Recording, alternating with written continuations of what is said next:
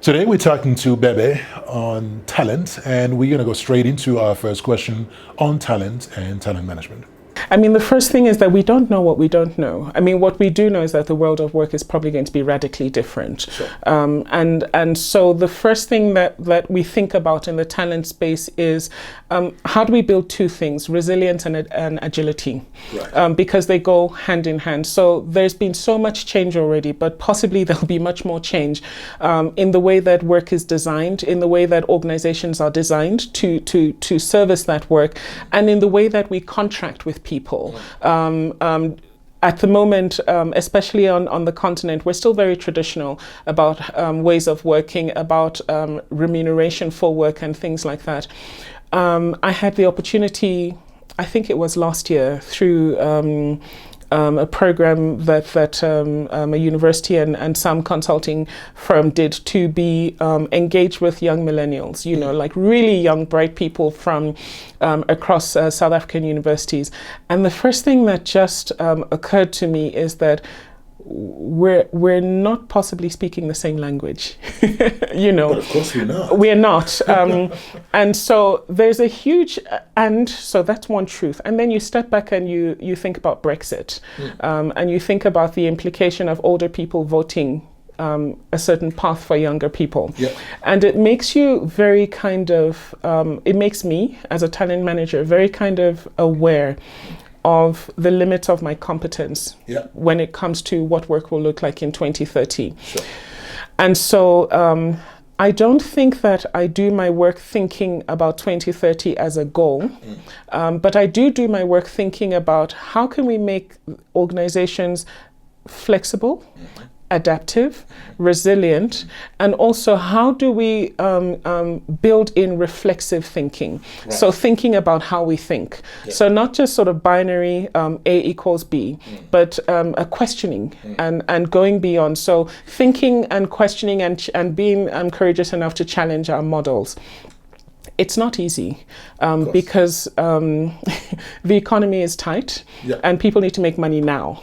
And so that's one of the pieces I think that when HR is done in service of the company in a very courageous way, that's the kind of thing we should be doing, is we should be holding those two spaces. We should be holding how do we make people ready and able to deliver value today, but also where there's the energy within the organization, how do we start shifting towards the new? And it can be very radical and it can be very, very simple. It can be as simple as starting to think differently about how work is done. So, you know, the whole clocking from 9 to 5. If you're not operating a machine or you're not needing to be on a phone, and even if you're on a phone, do you have to be in a location? It's a 1960s thing. But it's alive. But it's alive. It is alive. Sure. I mean, you're clocking biometrics today. It's alive.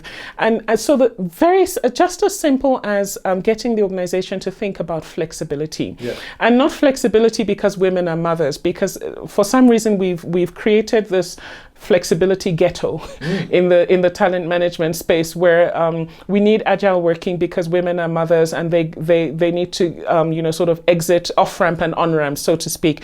Very true, but that's not the only reason.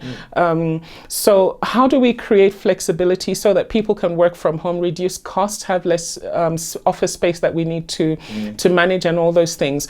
How do we create performance management systems that keep people accountable when they're not in the space? Sure. Because if as a manager you only know how to manage people who are seated at a desk, it becomes a problem when that model shifts. So it's making managers, or capacitating, if you like, leaders and managers, and also capacitating the system.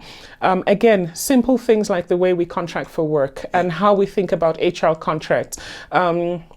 Some companies still determine what kind of reward people should get. And one of the things we will need to shift to as a move towards 2030 is total reward.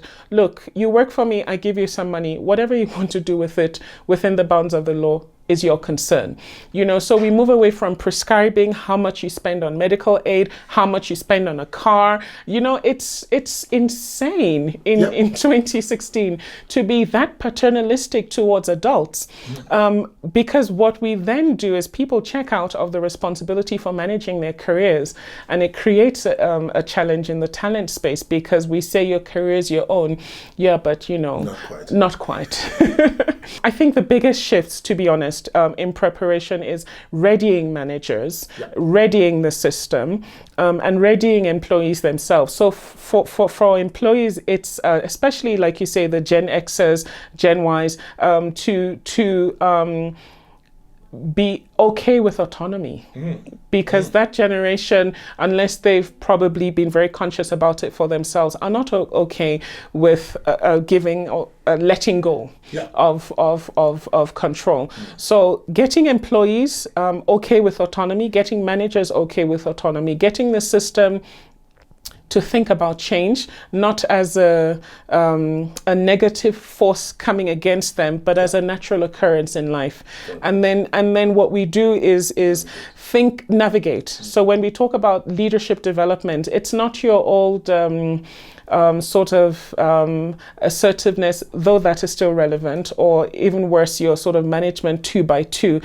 It really is about giving people the sense-making tools. And I think that's the shift, is from telling people how to do and what to do, to helping people have the skills to sense make. We haven't equipped people for this.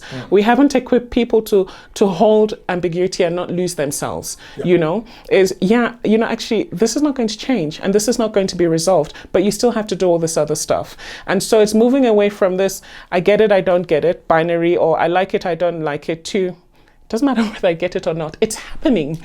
And so I have to deal with it. I have to respond to it. I have to react to it. And then I have to move beyond whatever that beyond is. It's not always a linear beyond. It might just be an expansion.